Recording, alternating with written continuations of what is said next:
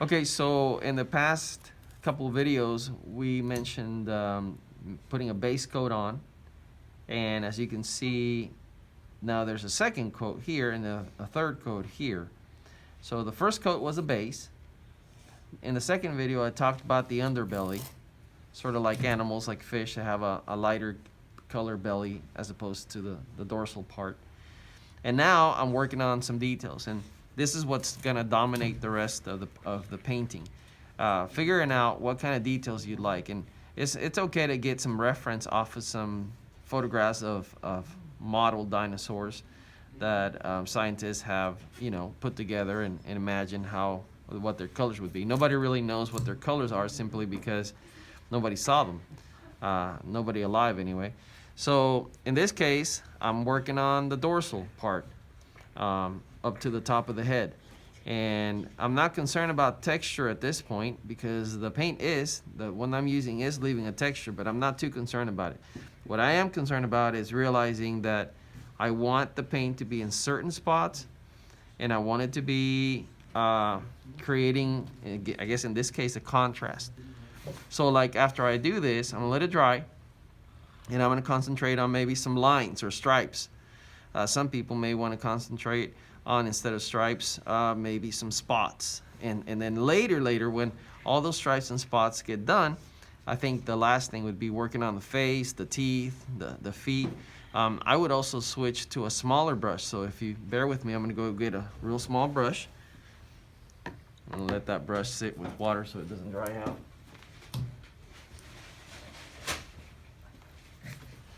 So I have a small brush here, or a pointy brush, and I'm gonna create a striped area.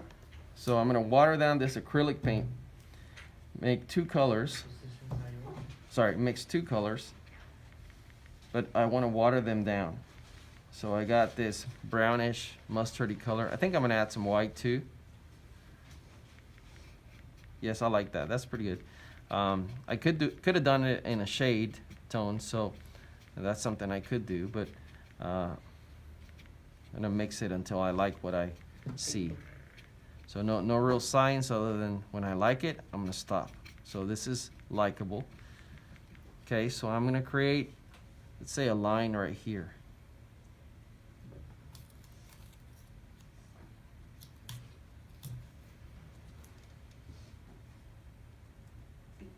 Or a stripe.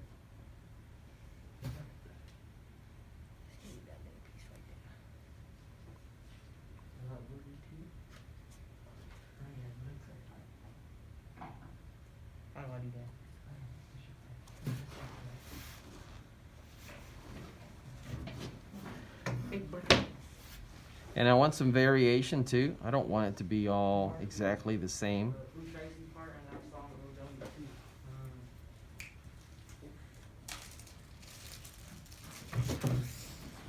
And when this dries, I'm gonna put another contrasting layer on top of it.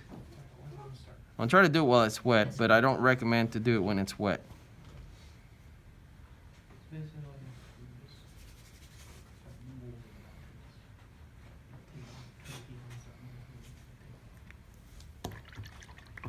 Because it'll just mix. So to do it right, I would say wait till it dries and then put a second layer on top. I think I'm gonna mix black so it creates a really good contrast. So let me get the black real quick.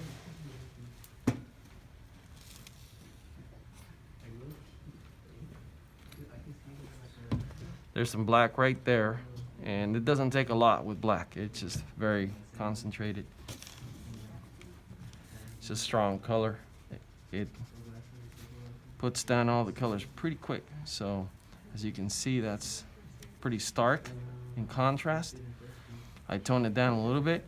I want to put it right on top of that, but I would wait, again, I would wait till it dries.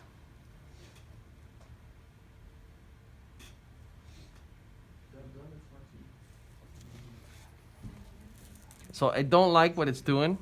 I want to wait till it dries, so I'm gonna leave it alone. But since this is acrylic paint, I can always cover it up again with another layer of paint. So that's what's neat about using acrylics. You don't like it? You can put another coat on it.